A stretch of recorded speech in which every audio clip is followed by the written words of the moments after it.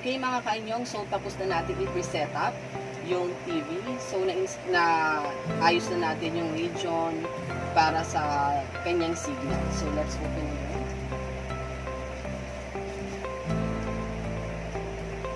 Medyo 2 to 3 seconds yung delete na bago lumakas. So yun, na-open na siya. And actually, may built-in na siyang digital antenna.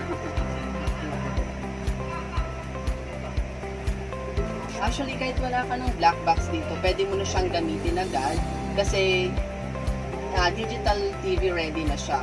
So, combination na siya ng analog and digital TV.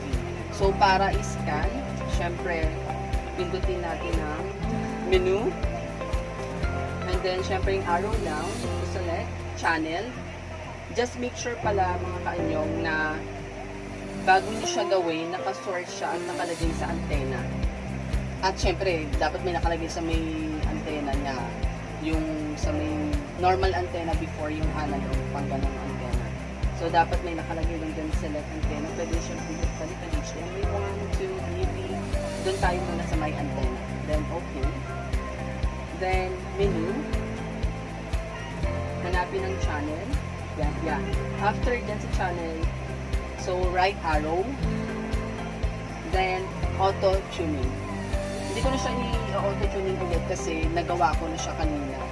Kasi na-experiment ko pa kung paano ba siya talaga gamitin dahil talagang wala sa manual ang mga important functions. So, after na mag-auto-tuning, automatic syempre, may mga channels na siyang madedetect.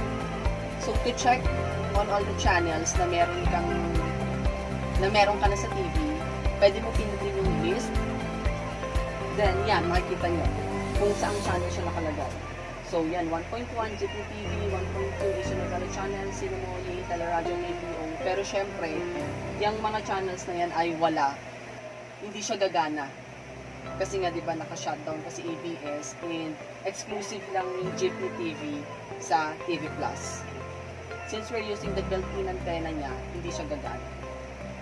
So, again, so, para makita natin, para maipakita sa inyo na meron na siyang analog and digital receiver na combination. So, we have to turn the channel. So, of course, channel up. So, nakikita dito, para makita mo kung analog siya or digital, kailangan nyo pindutin yung info sa mismong channel. Since nasa News TV tayo info, makikita dito na ayun, DTV.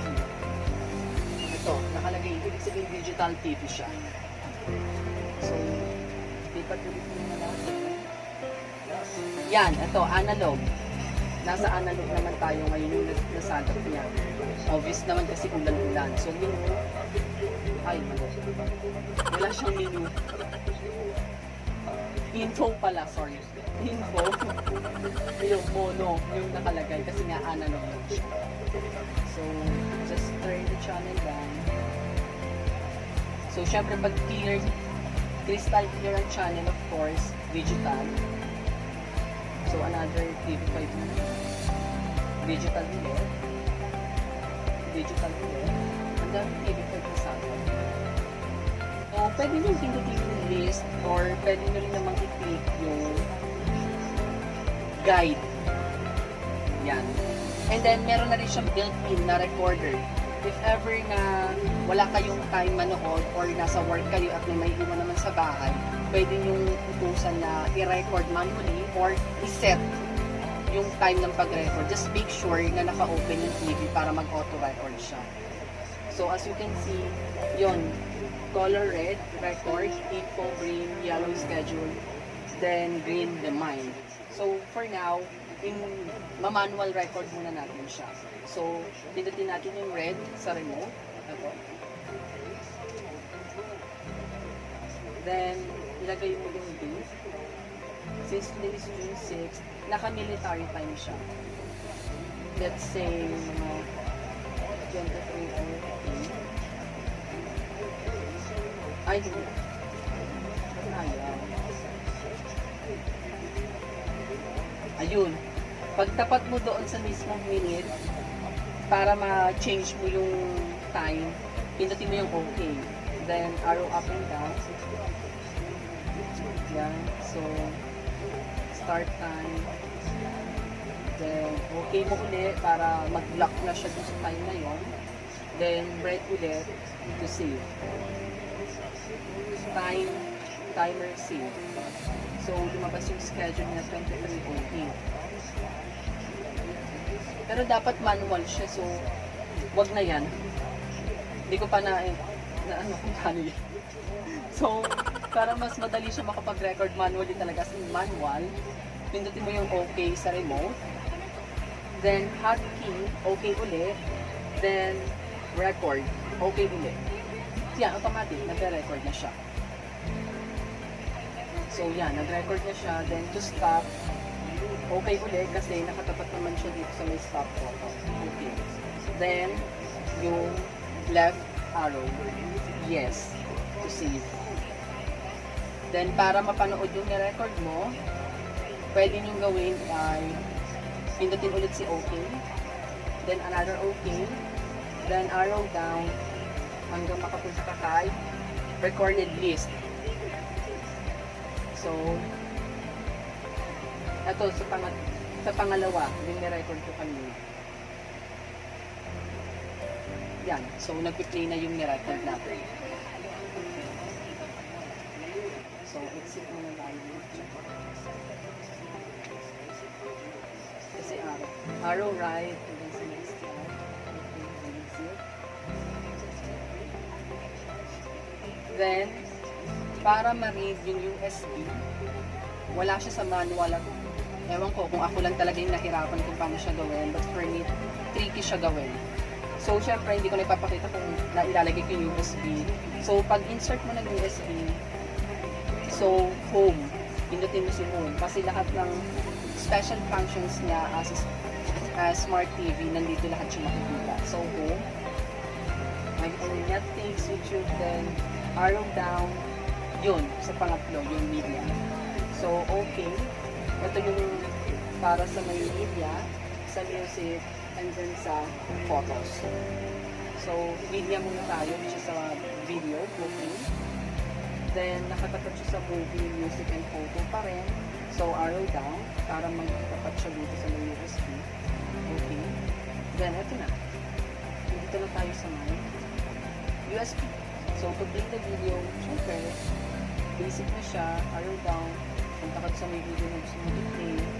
Okay. So, yan. So, na-play na natin yung video. So, exit ko din yan. Then, para i-play yung music, syempre, punta ka ng music, kaya lang walang music na nakasip sa USB ko. Or sa photo. Wala rin photo. So, yun lang. Tapos, makikita sa may source, ito yung mga specific niya na meron. So, antenna, yan yung sa may digital and analog reception. Cable, hindi ko pa alam kung para saan itong part na ito. So, baka from the word itself, cable, kung magpapakabit ka ng cable channel, maybe. Then, HDMI 1 to AV. So, yun. Pero doon ako sa antenna muna. So, HDMI 1 actually, HDMI 2 actually naka-insert din siya. Ito, dito sa may black box. Then, para na mamapagana yung screen mirroring, so same thing, punta ka sa my home. Then, ito yun, screencasting power. Then, okay. Pagka okay, syempre, kunin mo yung cellphone mo na may na supported yung screen mirroring. Make sure na yung phone mo supported yung screen mirroring. Punta ka doon. So, Smart View sa Samsung. Then, ito, Smart TV Def 5. Yan yung name ng TV para makapag-connect ka. Then, connecting to Smart TV. That's it. Nakakonect na yung cellphone mo. So, yun na. So, then, media, movies,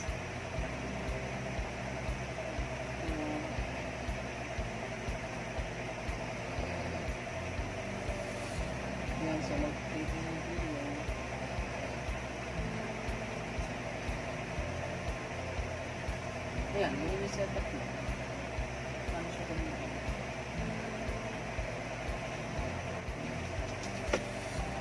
That's it, mga kainyong. Kung meron kayong questions, pwede kayong mag-comment at itatry kong sagutin yung tanong nyo kung baka hindi ko siya na-explain dito. So, if you like this video, don't forget to hit the like and subscribe button and also the notification bell beside the subscribe button for you to be updated on my upcoming videos or actually may content, ramble kasing content ko. Meron akong tutorial, Korean showbiz, happenings, personal vlogs, and then sometimes K-pop song covers, mga ganon.